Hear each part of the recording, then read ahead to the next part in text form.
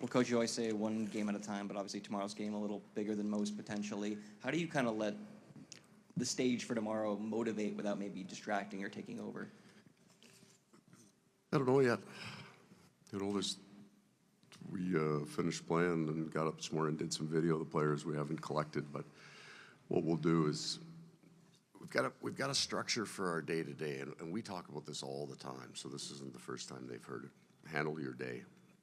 So we have a structure for that, and then tomorrow, through the morning skate and just at the team meal and things, kind of move around the players and just try to feel where they're at. And then I won't do it today, then I'll take stock of where I'm at mentally, where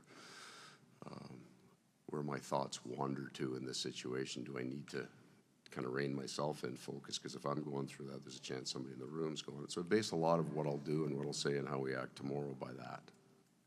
Right side, front row, Josh. Paul, Edmonton felt pretty good about themselves after game one. How has your group been able to just grab a chokehold on this series?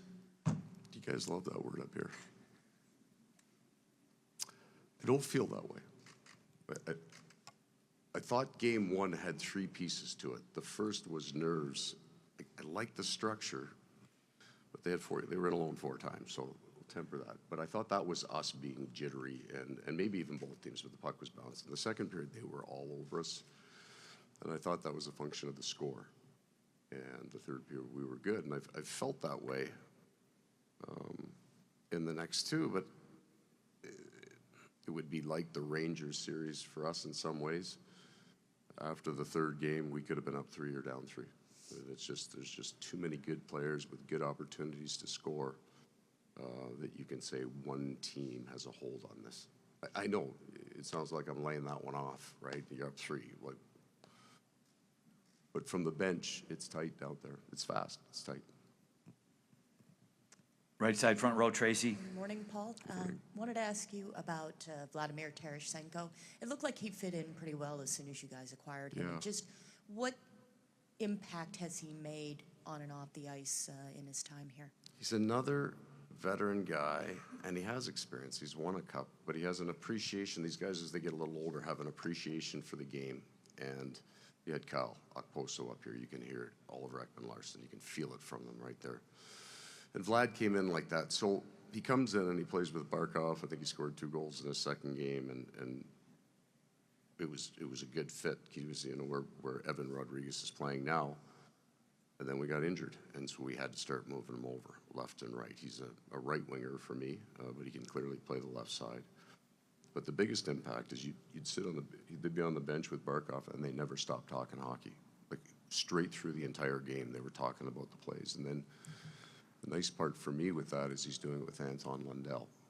And Anton's got a whole lot of playoff experience now, but he's still a young player, keeping him engaged, talking about the specifics of what happens on the ice.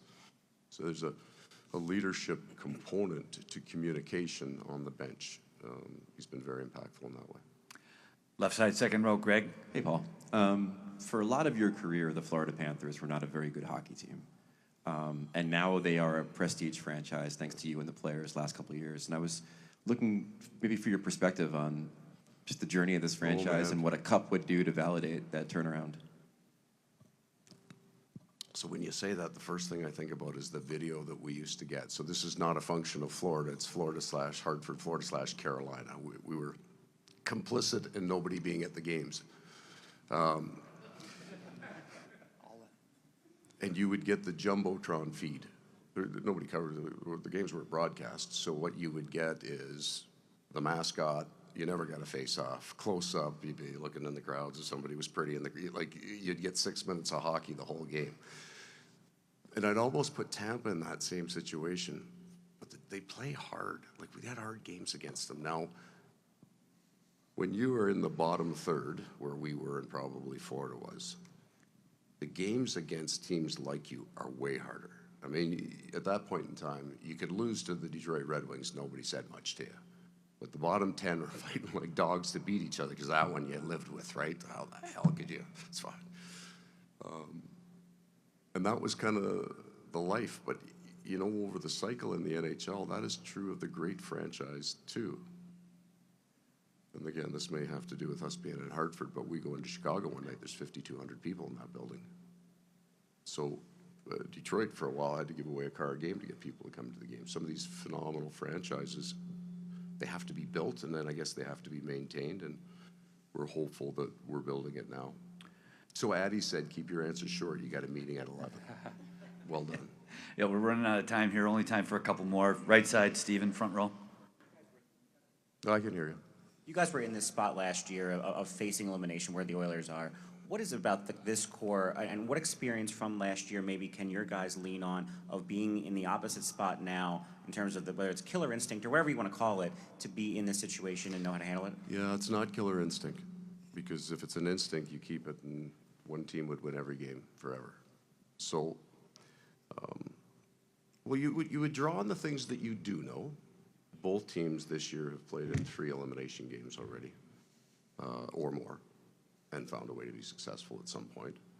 And then I think if you're asking me if I had to walk into the room right now and start this speech, I would acknowledge it, the fact that this is an elimination game in the Stanley Cup final, and not a lot of us have been through it, and just talk about it openly right away.